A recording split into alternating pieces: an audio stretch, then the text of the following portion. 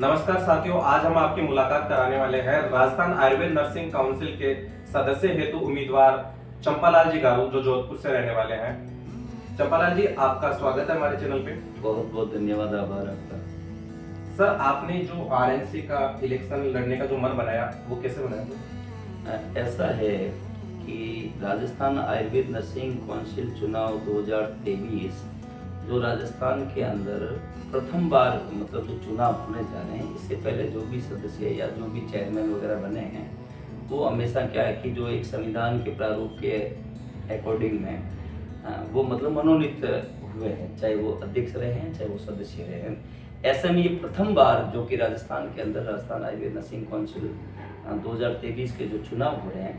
तो इसमें हमने सोचा कि जिस तरीके से हम धरातल पर सड़क पर हम जो आयुर्वेद नर्सेज के, चाहे वो बेरोजगार नर्सेज की मुख्य समस्याओं के निराकरण की मांग को लेकर हो, चाहे उनकी नियुक्ति की मांग को लेकर हो, चाहे सेवारत आयुष नर्सेज हैं, चाहे उनकी वेतन निश्चित के निराकरण का जो कोई मुद्दा हो, या मान लो पदनाम नर्सिंग ऑफिसर करने का हो जो एलोपैथिक नर्सेज के समकक्ष करने का हो, या कैडर रिव्यू से संबंधित हो, इस तरह से जो सेवारत नर्सेज की भी जो मुख्य समस्याएं रही है, तो इसके लिए मैंने ये सोचा कि जब हम लंबे समय से आयुर्वेद नर्सेज हितों के लिए हम लोग संघर्षरत हैं, प्रयासरत हैं विभिन्न संगठनों के माध्यम से, तो ऐसे में हम जो लंबे समय से इस आयुष नर्सेज के सम्मान के लिए संघर्ष कर रहे हैं, चाहे आंदोलनों के माध्यम से हो, धरना प्रदर्शन के माध्यम से हो, चाहे विभागीय स्तर से हो, चाहे सरकार तक अपनी आवाज़ को मुखरित करने का हो, तो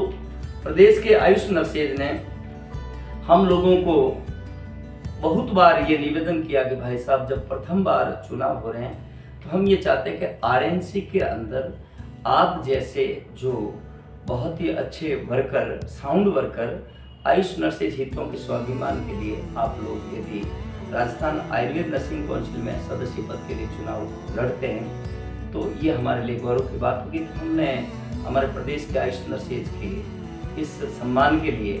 और उनके अनुरोध को हमने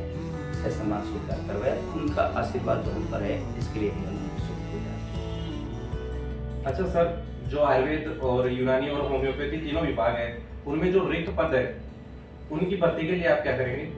मेरा आपसे निवेदन रहेगा कि हम लंबे समय से बेरोजगार जो आयुर्वेद नर्सेज की जो जिस तरह से एक संख्या दिनों दिन जो पूरे प्रदेश के अंदर बढ़ रही है, मैं आपसे निवेदन करना चाहूँगा, जिस प्रकार से पूरे राजस्थान के अंदर जो कि राजस्थान आयुर्वेद नर्स कंपाउंडर प्रशिक्षण केंद्र के लगभग 31 ट्रेनिंग सेंटर चल रहे हैं, तो उसमें हम लोगों ने बहुत करीब से कई बार माननीय मंत्री महोदय को भी हमने बताया कि आप लोग ये एक तरह से बेरोजगारी की नफरी को बढ़ाने का जो काम कर रहे हैं, और जिस तरह से या तो ट्रेनिंग सेंटर जो गुणवत्ता के साथ में बहुत ही अति सीमित कर दो कि जो प्रतिवर्ष जिस तरह से बेरोजगार आयुर्वेद नर्सेज के जो बैच निकल रहे हैं, तो उन बैच के अकॉर्डिंग में यदि आप उनको रोजगार दे सकते हैं तो आपको देने चाहिए, जिससे बेरोजगारी नहीं बढ़ेगी। अभी जो प्रदेश के अंदर 31 Ayurveda nurse compounder training centre चल रहे हैं, मैं यहाँ कहना चाहूँगा कि जब राज्य सरकारें जो भी रही है, यदि वो समय समय पर इस बेरोजगारी को यदि किसी भी तरीके से रोजगार में तब्दील नहीं कर सकती है, तो इस तरह के जो मतलब दिनों दिन जो ट्रेनिंग सेंटर जो नर्स कंपाउंडर के बढ़ रहे हैं, तो उनको मैं ये सोचता हूँ कि बंद कर देना चाहिए और बहुत सीमित कर देना चाहिए कि आप उसके प्रतिशत में आप प्रति वर्ष कितनी नौकरियां दे सकते हैं, तो उसको कम से कम मद्देनजर रखते हुए राज्य सरकार को कोई अच्छा सा निर्णय लेना चाहिए। अच्छा सर, और जो 2021 की कंपाउंडर भर्ती थी, उसमें जो वेटिंग लिस्ट थी, उनके लिए आपने कोई प्रयास किया?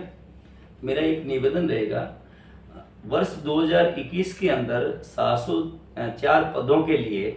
बेरोजगार आयुर्वेद नर्सेज की जो भर्ती जो लंबित है अब तक, तो उसमें मेरा एक निवेदन रहेगा कि मैं राजस्थान से एक पहला जो नर्सेज नेता के रूप में या नर्सेज प्रतिनिधि के रूप में मैं आपके बीच में चंपालाल गारू बैठा हूँ। मैं ये दावे के साथ कह सकता हूँ कि राजस्थान का कोई भी नर्सेज नेता बेरोजगारों की इस जो बेरोजगारी के बारे में जो नर्सेज जिस तरीके से दर दर की ठोकरें खा रहे थे, किसी भी प्रदेश के आयुष नेता ने, आयुर्वेद नेता ने उनकी पीड़ा को नहीं समझा। हमने उनकी पीड़ा को बहुत करीब से समझा। जैसे कि जिस समय इनके डॉक्यूमेंट वेरिफिकेशन का मामला चल रहा था और वहां पर बेरोजगारों को कोई भी किसी तरह से कोऑपरेट नहीं कर रहे थे, तो हमने डॉक्टर सर्वपल्ली राधाकृष्ण राजस्थान आयुर्वेद विश्वविद्यालय करवट जोधपुर के अंदर हमने बराबर वहां पर डेरा डाल के रखा और हर समस्या का निराकरण किया। और आज प्रदेश का हर एक बेरोजगार आयुर्वेद नर्सेज इस बात को बहुत भलीभांति जानता है कि यदि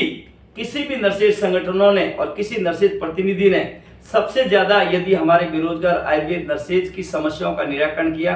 तो एकमात्र हमारा अपना संगठन था, एकमात्र हम जो प्रतिनिधि और मेरी टीम थी। और बिल्कुल ये जो जितने भी बेरोजगार आज प्रदेश के अंदर जो कोने कोने में जिले के अंदर है, वो इस बात को अच्छी तरह से जानते हैं और जिसके साक्षी हमारे पास है, प्रमाण के तौर पे हमारे पास है कि हमने हर बात को उठाया। हमें चाहे श्रीमान रजिस्ट्रार महोदय से वार्ता करनी पड़ी, चाहे माननीय मंत्री महोदय को बताना पड़ा, चाहे माननीय मुख्यमंत्री महोदय जी को बताना पड़ा, चाहे हर तरह से विभाग के आला अधिकारियों को बताना पड़ा, हमने हर समय डेरा डाल के रखा और उनकी समस्याओं को निराकरण के लिए त्वरित प्रयास किए। अगर आप आरएमसी के सदस्य के रूप में मनोनीत हो जाते हैं तो जो नर्सेज बेरोजगार है उनको लेकर आपकी प्राथमिकताएं क्या होगी?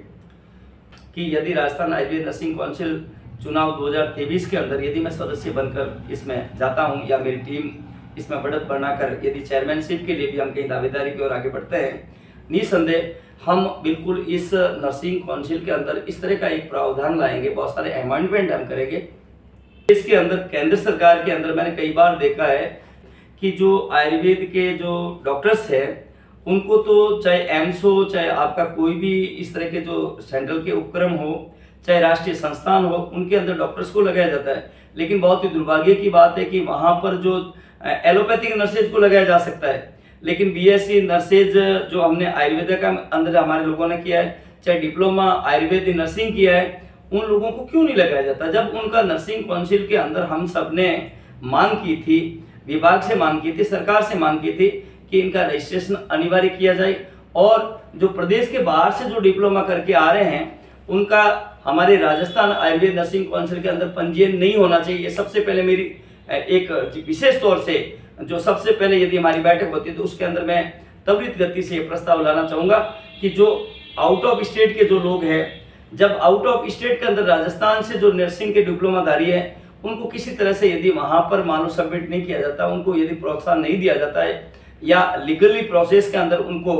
रजिस्ट्रेशन नहीं किया जाता है और किसी तरह से उनको लाभान्वित नहीं किया जाता है, तो राजस्थान में ऐसा क्यों? एक अनुरोध रहेगा कि राजस्थान आयुर्वेद नर्सिंग काउंसिल जो अपने जयपुर के अंदर स्थित है, इसका मुख्यालय, तो इसमें हम एक बात और जो यदि हमारा इसके अंदर हमारा पैनल जीतता है तो मैं उसमें सबसे पहले जब भी हमारे इसकी बैठक होगी तो उसके अंदर सबसे पहला प्रस्ताव हम ये लाएंगे, जिस प्रकार से हमारे सेंट्रल के अंदर CCIM जो चिकित्सकों की एक जो काउंसिल बनी हुई है एक तरह से, तो हम उसी ट्रेंड को आगे बढ़ाते हुए हम ये चाहेंगे कि आयुष मंत्रालय जो भारत सरकार है वहाँ पर हमारे केंद्र के अंदर भी जिस तरह से राजस्थान प्रदेश के अंदर राजस्थान आयुर्वेद नर्सिंग काउंसिल कार्यरत है, उसी प्रकार से या तो इसमें ऐसा किया जाए कि जो राजस्थान आयुर्वेद नर्सिंग काउंसिल है यहाँ से जिसका भी रजिस्ट्रेशन हुआ है उसको केंद्र सरकार से जो भी मान लो भर्तियाँ निकले आयुर्वेद की, जैसे भी आयुष विभाग की, जैसे भी जो नर्स कंपाउंडर के लिए भर्तियाँ निकले, इसी काउंसिल के माध्यम से जिसने अपना पंजीयन करवाया, रजिस्ट्रेशन करवाया, उनको सेंट्रल के किसी भी जो संस्थान से अदर स्टेट, तो वहाँ पर यदि ऐसी भर्तियाँ निकलती थी या तो जो राजस्थान आयुर्वेद नर्सिंग काउंसिल से जिसने पंजीयन करवाया तो उसको मान्य किया जाए। और यदि ऐसा नहीं होता है तो हम इस काउंसिल के माध्यम से हम ऐसा प्रस्ताव लाएंगे, हम राज्य सरकार को भी लिखेंगे और राज्य सरकार के मार्फत हम सेंट्रल से ये अनुरोध करना चाहेंगे कि कम से कम केंद्र सरकार में भी जैसे राजस्थान में काउंसिल कार्यरत है उसी प्रकार से हमारे केंद्र के अंदर भी आयुष नर्सिंग काउंसिल बननी चाहिए, गठित होनी चाहिए, या नहीं बनती है जब तक राजस्थान आयुर्वेद नर्सिंग काउंसिल जिस प्रकार से यहाँ पे पंजीयन करिए, इसी को मान्यता दिलाते हुए सेंट्रल का कोई भी यदि किसी तरह की जो वहाँ से इंस्टीट्यूट में जो भी भर्तियां निकलती है बेरोजगारों की, उसमें DNP तो हो सकता है। उसके अंदर डीएनपी हो, चाहे आपका बीएससी नर्सिंग का जो डिग्री आयुर्वेद कोर्स है, आयुर्वेद। यदि आयुर्वेद से संबंधित है तो सिर्फ और सिर्फ आयुर्वेद। आयुर्वेद नर्सिंग डिप्लोमाधारी या आयुर्वेद बीएससी नर्सिंग के जो डिग्री कोर्स वालों को ही वहां पर लेना चाहिए। जब तक काउंसिल केंद्र में नहीं बनती है, जब तक इसी काउंसिल के द्वारा जो पंजीयन किया गया है उसी को अधिकृत इसी किया काउंसिल जाए। को मान्यता दी जाए जी, इसी के माध्यम से वो ऑल ओवर सेंट्रल में जहां पर भी है, जिसने राजस्थान में करा रखा है जो अपना पंजीयन काउंसिल के अंदर, उसी को मान्य किया जाए।